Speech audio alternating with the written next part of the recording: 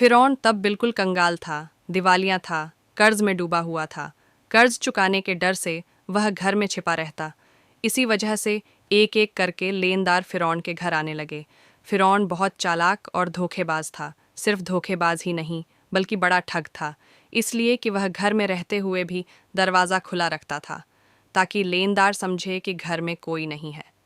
दिन बदन लेनदार वहां आते, लेकिन फिरौन को ना देखकर लौट जाते। फिरौन अकेले सोचने लगा, मैं कब तक खुद को इस तरह छिपा सकता हूँ, मुझे खुद को साबित करना ही होगा। उस समय मिस्र आर्थिक दृष्टि से दुनिया में सबसे ऊपर था। फिर फिरौन लेनदार के डर से रात के अंधेरे में बलक से मिस्र की ओर छिपते हुए निकल पड़ा।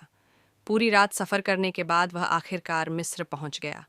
थोड़ी दूर चलने के बाद उसकी मुलाकात उसके दोस्त हमान से हुई। हमान ने उसे देखते ही पूछा, दोस्त, तुम यहाँ क्यों हो? तुम्हारी क्या हालत है? तब फिरौन ने कहा, दोस्त हमान, मैं बड़ी मुसीबत में हूँ। लेनदार के डर से भागकर यहाँ आया हूँ। मैं पूरी तरह से कंगाल हूँ। चारों ओर कर्ज में डूबा हूँ। अब मुझे किसी काम की ज़रूरत है। तब हमान ने कहा, फिरौन, मेरी भी यही हालत है। मुझे भी किसी काम की ज़रूरत है। इसके बाद फिरौन और हमान काम की तलाश में निकल पड़े। थोड़ी दूर चलने के बाद वे भूख और प्यास से बेहाल हो गए। दूर से उन्होंने देखा कि एक आदमी तरबूज के खेत में तरबूज काट रहा है। फिरौन और हमान धीरे धीरे उस तरबूज के खेत के पास जाकर बोले, चाचा जान, हम बहुत भूखे हैं, क्या हमें कुछ तरबूज खाने को देंगे? ये सुनकर उस आदमी ने उन्हें तरबूज खाने दिया। दोनों ने पेट भरकर तरबूज खाया और खुश हो गए। फिर उस तरबूज के खेत के मालिक ने उनसे पूछा, मैंने तुम लोगों को पहले कभी नहीं देखा, तुम कौन हो और कहाँ से आए हो? तब फिरौन ने कहा, हम परदेसी हैं, बलक से काम की तलाश में आए हैं। तरबूज के खेत के मालिक ने सोचा कि उसे भी काम करने वालों की ज़रूरत है, इसलिए उसने उनसे कहा, क्या तुम मेरे पास काम करोगे? हमान ने कहा, बिल्कुल, हम काम करेंगे। तब तरबूज के खेत के मालिक ने कहा, मेरे पास काम करना है तो ईमानदारी से करना होगा, चोरी नहीं की जा सकती। फिरौन बड़ा धोखेबाज था, इसलिए उसने चालाकी से कहा, मैंने जिंदगी में कभी झूठ नहीं बोला, और चोरी तो दूर की बात है। इस तरह चालाकी से फिरौन और उसका दोस्त हमान तरबूज के खेत के मालिक का दिल जीतकर काम पर लग गए। अगले दिन से फिरौन और हमान तरबूज लेकर बाजार जाने लगे। बाजार में तरबूज ऊंचे दाम पर बेचते और मालिक को ज्यादा मुनाफा दिखाते। इस तरह उन्होंने और भी ज्यादा मालिक का दिल जीत लिया। काफी समय बीत गया। एक दिन फिरौन ने उस खेत के मालिक से कहा, चाचा जान, आप तरबूज पीस के हिसाब से हमें बेचे, इससे आपको और ज्यादा मुनाफा होगा। खेत के मालिक ने उसकी बात मान ली। इसके बाद फिरौन अगले दिन फिर बाजार में तरबूज बेचने ले गया। वह तरबूज पीस के हिसाब से खरीदता। कभी कभी कुछ तरबूज चोरी भी करता और बाजार में तरबूज को काटकर टुकड़ों में ऊंचे दाम पर बेचता। इस तरह चालाकी से फिरौन ने बहुत पैसा कमा लिया। एक रात फिरौन ने अपने दोस्त से कहा, हम सिर्फ तरबूज बेचते रहे तो जिंदगी में कुछ नहीं कर पाएंगे, हमें कुछ और करना होगा। उस समय एक अजीब घटना घटी। मिस्र के बादशाह ने अपनी सेना से कहकर देश में एक घोषणा जारी की। सैनिक कई जगहों पर जाकर कहने लगे, यह सूचित किया जाता है कि मिस्र के कब्रिस्तान में एक चौकीदार की आवश्यकता है। यदि कोई व्यक्ति इस नौकरी को करना चाहता है तो वह तुरंत मिस्र के बादशाह के दरबार में आकर मिले करें। यह कहकर सैनिक वहाँ से चले गए। इस बात को पूरी तरह सुने और समझने के बाद फिरौन ने अपने दोस्त हमान से कहा, हमान चलो, हम राज दरबार में चलते हैं। हमान ने कहा, मुझे लगता है कि यह सही नहीं होगा। तब फिरौन ने कहा, इस काम को हाथ से जाने नहीं देना चाहिए, चलो एक बार कोशिश करते हैं। इसके बाद फिरौन और हमान बिना देरी किए मिस्र के राज दरबार में पहुँचे। मिस्र के बादशाह ने उनसे पूछा, तुम लोग कौन हो और क्या चाहते हो? तब फिरौन ने हाथ जोड़कर कहा, मैं एक मुसाफिर हूँ, परदेश से आया हूँ, मैं बहुत ही ज़रूरतमंद हूँ। मैंने सुना है कि आप कब्रिस्तान के चौकीदार की ज़रूरत है। करेंगे, मेहरबानी, मुझे यह नौकरी दे दें, मैं ज़िंदगी भर आपका एहसासमंद रहूँगा। मिस्र के बादशाह ने फिरौन को देखकर मन ही मन सोचा, उसका शरीर मजबूत है और चेहरा भी अच्छा है, लगता है वह इस काम को कर पाएगा। यह सोचकर बादशाह ने फिरौन को कब्रिस्तान के चौकीदार की नौकरी पर रख दिया। अगले दिन से फिरौन मिस्र के कब्रिस्तान में चौकीदारी का काम करने लगा। दिन रात वह कब्रिस्तान के गेट पर खड़ा रहता। पास ही एक छोटे से कमरे में उसका दोस्त हमान और वह दोनों साथ रहते थे। एक रात कुछ लोग एक मृत शरीर को दफनाने के लिए आए, लेकिन फिरौन ने उन्हें रोक दिया। उसने उन्हें कब्रिस्तान में प्रवेश नहीं करने दिया। तब उन्होंने पूछा, मामला क्या है? आप हमें लाश दफनाने से क्यों रोक रहे हैं? दरअसल फिरौन बड़ा धोखेबाज और थक था। उसने चालाकी से कहा, क्या आप नहीं जानते, मिस्र के बादशाह ने नया कानून बनाया है। अगर किसी को लाश दफना नहीं है तो उसे एक सोने का सिक्का देना होगा। उन लोगों ने फिरौन की बात पर विश्वास कर लिया और उसे एक सिक्का देकर लाश को दफना दिया। इस तरह यह खबर फैल गई कि लाश को दफनाने के लिए एक सोने का सिक्का देना ज़रूरी है। इसी तरह फिरौन धोखाधड़ी करके बहुत पैसा कमाने लगा। उस समय एक अजीब घटना घटी। मिस्र में अल्लाह का कहर शुरू हो गया। चारों ओर कॉलरा और चेचक की बीमारी से बड़ी तादाद में लोग मरने लगे। कुछ लोग लाश को दफनाने के लिए कब्रिस्तान आए। तब फिरौन ने और भी चालाकी से कहा, मिस्र के बादशाह ने नया कानून बनाया है। अगर कोई व्यक्ति कॉलरा या चेचक से मरता है तो उसे 2 सोने के सिक्के देकर ही इस कब्रिस्तान में दफनाया जाएगा। फिरौन ने धोखाधड़ी से सभी से सोने के सिक्के लेकर बहुत सारा पैसा कमा लिया। इस तरह पूरा साल बीत गया। इसके बाद फिरौन ने अपने दोस्त से कहा, हम मान देखो, मैंने 2 बोरियां पैसे कमा लिए हैं, लेकिन अब ये पैसे हमें मिस्र के बादशाह के पास ले जाने होंगे। यह सुनकर हमान चौंक गया। उसने कहा, फिरौन, क्या तुम्हारा दिमाग खराब हो गया है? तुमने पैसे कमाने के लिए इतनी मेहनत की, सबको धोखा दिया, और अब आखिर में ये पैसे बादशाह को देने जा रहे हो। फिरौन ने कहा, हमान सब्र रखो, मेरी चालाकी धीरे धीरे सामने आएगी। इसके बाद बिना देर किए अगले दिन फिरौन और हमान 2 बोरियां सोने के सिक्कों की लेकर मिस्र के बादशाह के दरबार में पहुंच गए। मिस्र के बादशाह ने उनसे पूछा, क्या बात है, तुम लोग बोरियां लेकर राज दरबार में क्यों आए हो? तब फिरौन ने कहा, जहां पनाह, मैं 2 बोरियां सोने के सिक्कों के साथ आया हूँ। ये सुनकर बादशाह के मंत्री ने उन्हें डांटते हुए कहा, तुम्हारी हिम्मत कैसे हुई कि तुम मिस्र के बादशाह के सामने खड़े होकर पैसों का घमंड दिखाओ? तब मिस्र के बादशाह ने पूछा, इतने सारे सोने के सिक्के तुम्हें कहाँ से मिले और तुम इसे यहाँ क्यों लाए हो? तब फिरौन ने कहा, जहां पनाह, जो लोग मृत लाश को दफनाने आते थे उनसे मैं एक सोने का सिक्का लेता था। इसके अलावा इसमें मेरी तनख्वाह के पैसे भी शामिल हैं। मेरा असली मकसद ये है कि मिस्र में पिछले 2 साल से जो गरीब लोग कर नहीं चुका पाए, उनकी ओर से मैं यह सोने के सिक्के आपको दे रहा हूँ। मेहरबानी करके उनकी कर माफ़ी कर दीजिए। यह सुनकर वहाँ मौजूद सभी लोग हैरान रह गए। मिस्र के बादशाह उसके इस काम से बहुत खुश हुए और उस पर ज़्यादा ध्यान देने लगे। अगले दिन से पूरे मिस्र में यह खबर फैल गई कि एक कब्रिस्तान का चौकीदार ने मिस्र के गरीब लोगों का 2 साल का कर चुका दिया है। पूरे मिस्र के लोग कहने लगे, इतना अच्छा इंसान पूरे मिस्र में दूसरा कोई नहीं हो सकता। अगर यह व्यक्ति हमारे देश का बादशाह होता तो हम कितने सुखी होते। इसी तरह पहले मिस्र के बादशाह और फिर मिस्र के लोगों का दिल जीत लिया। इसके बाद काफ़ी समय बीत गया। एक दिन मिस्र के बादशाह का वृद्धावस्था के कारण निधन हो गया। इसके बाद चारों तरफ चिंता फैल गई कि दूसरा मिस्र का बादशाह कौन होगा। कुछ दिनों बाद राज दरबार में एक ज़रूरी बैठक बुलाई गई। वहाँ मौजूद विद्वानों में से एक ने कहा, इस तरह मिस्र के बादशाह का सिंहासन खाली नहीं रखा जा सकता। मिस्र का अगला बादशाह कौन होगा, इस पर सब चर्चा करें। तब वहाँ मौजूद एक व्यक्ति ने कहा, हुजूर, हमें लगता है कि जो लड़का कब्रिस्तान का चौकीदार है, यानी फिरौन, उसकी कद काठी और स्वभाव दोनों ही बढ़िया हैं। वह बहुत अच्छा है और जनता का भी ख्याल रखता है। हमें लगता है कि उसे ही बादशाह बनाया जाना चाहिए। तब वह विद्वान व्यक्ति बोला, ठीक है, तो ऐसा ही हो। सबकी सहमति से फिरौन मिस्र का बादशाह बन गया। जो व्यक्ति एक दिन तरबूज बेचता था, जो कभी कब्रिस्तान का चौकीदार था, आज अपनी जिंदगी के पलटने से वह पूरे मिस्र का बादशाह बन गए।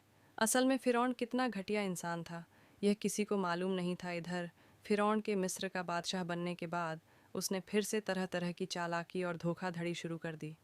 उसने अपने दोस्त हमान को मंत्री बना दिया। एक दिन फिरौन राज दरबार में बैठा था। उसने अचानक ऐलान किया कि पिछले 1 साल में मिस्र के किसी भी व्यक्ति को कर चुकाने की ज़रूरत नहीं है। ये सभी कर फिरौन की ओर से माफ़ किए जाते हैं। ये खबर सुनकर मिस्र के गरीब लोग बहुत खुश हुए। बाद में जब वहाँ कोई और नहीं था तो हमान ने कहा, दोस्त फिरौन, अगर तुम इस तरह सारा कर माफ़ कर दोगे तो बादशाहत कैसे चलेगी? फिरौन ने कहा, हमान सब्र रखो, इसके बाद मैं ऐसी चाल चलूँगा कि जिंदगी भर हम ही पूरे दुनिया के बादशाह बने रहेंगे। ऐसी कोई ताकत नहीं होगी जो हमें हरा सके। इसके लिए तरकीब बनानी होगी। इस बात को कहकर वे दोनों एक एक करके चले गए। अगले दिन से पूरे मिस्र में फिरौन का नाम चर्चित होने लगा। इसी समय हमान ने फिरौन को बुलाकर कहा, दोस्त फिरौन, अगर तुम जिंदगी भर बादशाह बने रहना चाहते हो तो तुम्हें कुछ काम ज़रूर करने होंगे। तब फिरौन ने पूछा, वो काम क्या है इसके? उसने एक एक करके सब कुछ बताया। फिर फिरौन ने राज दरबार में एक बैठक का इंतज़ाम किया। फिरौन ने कहा, आज से पूरे मिस्र में कोई पढ़ाई की कोई ज़रूरत नहीं होगी। सभी स्कूल बंद कर दी जाएंगी। फिरौन ने शाही फरमान जारी किया, मिस्र के किसी को तालीम लेने और देने की इज्जत नहीं होगी। यदि कोई इसको नहीं मानता या मना करता है तो उसे मौत की सज़ा दी जाएगी। पूरे मिस्र में जो लोग छोटे छोटे पत्थरों की मूर्तियां बनाकर पूजा करते थे, उन्हें आदेश दिया गया कि वे उन मूर्तियों को तोड़कर केवल फिरौन की मूर्ति की पूजा करें। इस तरह थोड़े ही समय में फिरौन के डर से लोगों ने पढ़ाई लिखाई बंद कर दी और पूरे मिस्र के लोग अल्लाह को भूलकर अज्ञानी और अंधविश्वासी बन गए। लोग पूरी तरह से जानवरों की तरह व्यवहार करने लगे। इसके बाद फिरौन अत्यधिक घमंडी हो गया। वह खुद को इतना बड़ा मानने लगा कि अहंकार से भरकर खुद को खुदा घोषित कर दिया। दिन बदन जनता पर कर की मात्रा बढ़ा दी। अन्याय और अत्याचार बढ़ने लगे। फिरौन ने पूरे मिस्र पर अकेले राज करना शुरू कर दिया। ब्याज, रिश्वत, गलत और बुरी हरकतों की घटनाएं बढ़ने लगीं। फिरौन बनी इज़राइल के लोगों को अपमानित और अत्याचार करने लगा।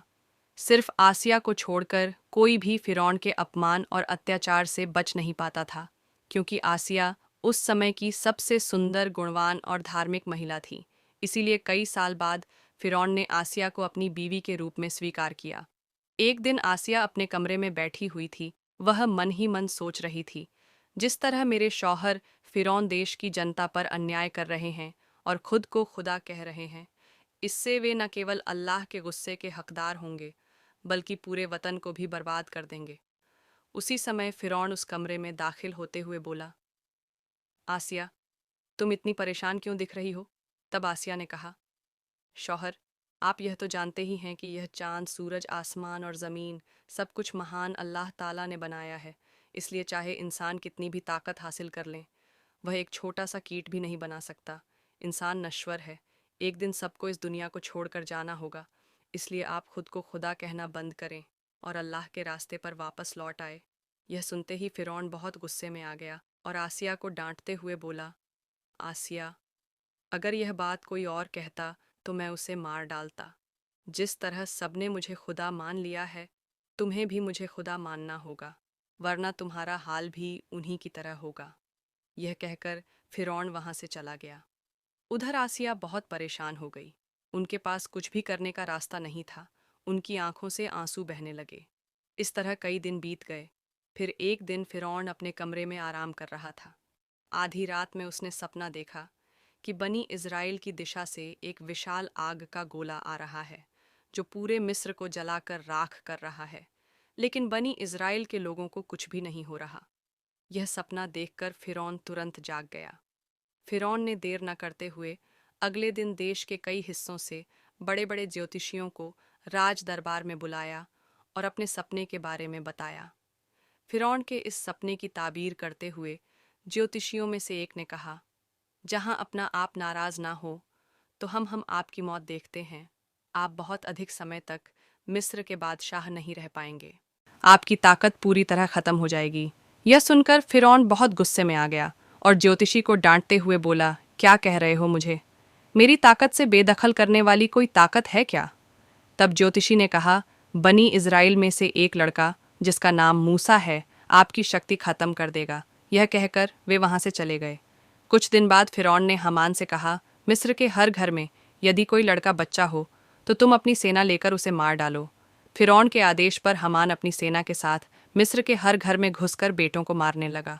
तफसीरकां के मुताबिक इस तरह लगभग 80,000 बेटों की मरने करने के बाद फिरौन ने फिर से मिस्र के सबसे बड़े ज्योतिषियों को दोबारा तबीर करने के लिए बुलाया। फिर ज्योतिषियों ने कहा, जहां पनाह हम तबीर करके देख रहे हैं, आपने जो लड़के मरवाए हैं, मारे गए लड़कों में मूसा नामक लड़का नहीं है। फिरौन ने कहा, अच्छे से गणना करो। इस बार ज्योतिषियों ने कहा, जहां पनाह हम गणना करके देख रहे हैं, चाहे आप उसे मारने की कितनी भी कोशिश करें, आप उसे मार नहीं सकते। मूसा नामक यह लड़का आपकी ताकत को ख़त्म कर देगा और वह लड़का अब बच्चा है। ये सुनते ही फ़िरौन और गुस्से में आ गया और तुरंत आदेश दिया, तुम लोग हर घर में जाकर तलाशी लो, जहाँ भी मूसा होगा उसे मार डालो। ये खबर पूरे मिस्र में फैल गई। तब हज़रत मूसा अलैहि सलाम की माँ बहुत चिंतित हो गई। वह सोचने लगी, अपने बच्चे मूसा को कैसे बचाया जाए। ठीक उसी समय उनकी बेटी मरियम नदी के किनारे बकरियां चरा रही थीं। उसने देखा कि हमान और फ़िरौन की बहुत सी सेना उनके घर की ओर आ रही है। यह देखकर मरियम बहुत जल्दी अपने घर लौट आई और कहा, अम्मा जान, फ़िरौन की सेना हमारे घर की ओर आ रही है। मेरे भाई मूसा को तुम बचाओ। यह सुनकर हज़रत मूसा अलैहि सलाम की माँ पूरी तरह चौंक गई। वह बिल्कुल भी नहीं समझ पा रही थी कि अब क्या किया जाए। इतने में फ़िरौन की सेना ने उनके घर को घेर लिया। ऐसे समय में अल्लाह रब्बुल आलमीन ने गैबी आवाज़ से कहा, हे मूसा कि माँ, तुम देर ना करो, अपने बेटे मूसा को जलते हुए चूल्हे में रखकर चली आओ। हज़रत मूसा अलैहि सलाम की माँ ने देर न करते हुए अपने बच्चे मूसा को जलते हुए चूल्हे में रख दिया और तभी अचानक फ़िरौन की सेना घर में घुस आई। वे बोले, हमें खबर मिली है कि तुम्हारे घर में मूसा नामक बेटा है, जल्दी से उसे हमारे हवाले कर दो। तब हज़रत मूसा की माँ ने कहा, देखो, ये तो मेरी बेटी है। मेरे घर में मूसा है तो तुम लोग उसे ढूंढ कर देखो। फिर उसके बाद फ़िरौन की सेना घर के इधर उधर हर जगह तलाशी लेने लगी, लेकिन कहीं भी कुछ नहीं मिला। आखिरकार वे सभी वहाँ से चले गए। फिर हज़रत मूसा अलैहि सलाम की माँ रोते रोते उस जलते हुए चूल्हे के पास गई और देखा कि हज़रत मूसा अलैहि सलाम जिंदा हैं और उसी जलते हुए आग में खेल रहे हैं। अल्लाह की फजल से हज़रत मूसा अलैहि सलाम का एक बाल भी आग में नहीं जल गया। तब हज़रत मूसा अलैहि सलाम की माँ ने अल्लाह का शुक्र अदा किया और कहा, हे अल्लाह, अल्लाह तुम बहुत रबील अलमिन हो, तुम्हारे लिए सारी तारीफ़ है। अल्लाह, तुमने मेरे बेटे मूसा को बचाया। इसके बाद हज़रत मूसा अलैहि सलाम की माँ ने उसी रात एक सपना देखा। अल्लाह रब्बुल आलमीन कह रहे थे, तुम एक लकड़ी का संदूक तैयार करो और हज़रत मूसा अलैहि सलाम को उस संदूक में रखकर नील नदी में बहा दो। इस बीच अल्लाह रब्बुल आलमीन ने हज़रत जिब्राइल अलैहि सलाम को बुलाया और कहा, हे जिब्राइल, तुम जाओ और मूसा अलैहि सलाम की माँ की मदद करो। यह आदेश पाकर हज़रत जिब्राइल अलैहि सलाम मूसा नब्बी के घर की ओर चल पड़े। सुबह हज़रत मूसा अलैहि सलाम की माँ अपने घर के सामने बहुत चिंता में बैठी हुई थी। उसी समय देखा कि एक दरवेश उनके घर आया। फिर मूसा नबी की माँ ने कहा, आप कौन हैं? मुझे तो आप पहचान में नहीं आ रहे। तब वह व्यक्ति अपना परिचय छुपाते हुए बोला, मैं एक बढ़ई हूँ, क्या आपको कोई लकड़ी का सामान बनवाना है? मूसा नब्बी की माँ बोली, बिल्कुल, मुझे एक लकड़ी का संदूक बनवाना है। और इस तरह अल्लाह ताला ने उस दिन जिब्राइल अलैहि सलाम से मूसा अलैहि सलाम की माँ को संदूक बनाने में मदद की। फिर मूसा अलैहि सलाम को नील नदी में बहा दिया। अल्लाह की क्या कुदरत! नील नदी का जिस दिशा में बहता है, हज़रत मूसा अलैहि सलाम का लकड़ी का संदूक उसके उलटी दिशा में बहता रहा। इस तरह बहते बहते हज़रत मूसा अलैहि सलाम का लकड़ी का संदूक फ़िरौन के राज दरबार के पास पहुंच गया। वहां फ़िरौन और उसकी पत्नी माँ आसिया और दासिया मौजूद थीं। जैसे ही उन्होंने संदूक देखा, माँ आसिया तुरंत आगे बढ़ी। माँ आसिया ने संदूक खोला और देखा कि उसमें एक सुंदर बच्चा पड़ा है। उसके मस्तक पर जैसे नूर का उजाला चमक रहा हो। इतना सुंदर बच्चा उन्होंने कभी नहीं देखा था। इसीलिए बिना देर किए माँ आसिया ने मूसा अलैहि सलाम को अपनी गोदी में उठा लिया और फ़िरौन के पास जाकर बोली, देखिए कितना सुंदर बच्चा, इस बच्चे को मैं पालूंगी। यह सुनकर फ़िरौन ने कहा, नहीं, यह बच्चा शायद हमारा दुश्मन होगा। यह ज़रूर बनी इज़राइल में से कोई बच्चा होगा, इसे मैं मार डालूंगा। तब माँ आसिया ने कहा, क्या कह रहे हैं? अगर यह बनी इज़राइल का कोई बच्चा होता तो यह नदी के बहाव में उलटी दिशा में कैसे आया? इसे तो उस दिशा में जाना चाहिए था। यह बात सुनकर फ़िरौन ने कुछ नहीं कहा, बस इतना कहा, ठीक है, तुम इस बच्चे को पाल सकती हो। फिर माँ आसिया हज़रत मूसा अलैहिस्सलाम को लेकर राज दरबार में दाखिल कर गई। जब फ़िरौन ने मूसा अलैहिस्सलाम को अपनी गोदी में उठाया और उसे अपने बेटे की तरह प्यार करने के लिए चूमने के लिए आगे बढ़े, उसी समय हज़रत जिब्राइल अलैहिस्सलाम ने अल्लाह के आदेश पर उस छोटे से बच्चे के हाथ से इतनी ज़ोर से फ़िरौन को थप्पड़ मारा कि राज दरबार कांप उठा। ऐसा लगा जैसे भूकंप शुरू हो गया हो। तब फ़िरौन के मन में संदेह हुआ। वह मन ही मन सोचने लगे, यह बच्चा ज़रूर कोई आम बच्चा नहीं है, इसे परखना होगा। फिर फिरौन ने एक व्यक्ति से कहा, जाओ थोड़ा सा सोना लाओ और उसके साथ आग भी ले आओ, इस बच्चे को परखें। यह सुनकर वहां मौजूद सभी लोग हैरान रह गए। जब वह व्यक्ति सोना और आग लेकर आया, उसी समय अल्लाह रब्बुल आलमीन ने हज़रत जिब्राइल अलैहिस्सलाम के माध्यम से हज़रत मूसा अलैहिस्सलाम का हाथ आग की ओर घुमा दिया और हज़रत मूसा अलैहिस्सलाम चीखते हुए रोने लगे। तब माँ आसिया बोली, आप जैसे सख्त दिल और निर्दय इस दुनिया में और कोई नहीं होगा। इस छोटे से बच्चे को क्या आग और सोने का कोई फ़र्क पता है? इसके बाद फ़िरौन के मन का शाक दूर हो गया और इस तरह हज़रत मूसा अलैहिस्सलाम फ़िरौन के घर में ही बड़े होने लगे। आपको आज की ये वीडियो यहीं समाप्त होता है। अगर आपको अगले पार्ट सुनना है तो कमेंट करें। अस्सलाम वालेकुम।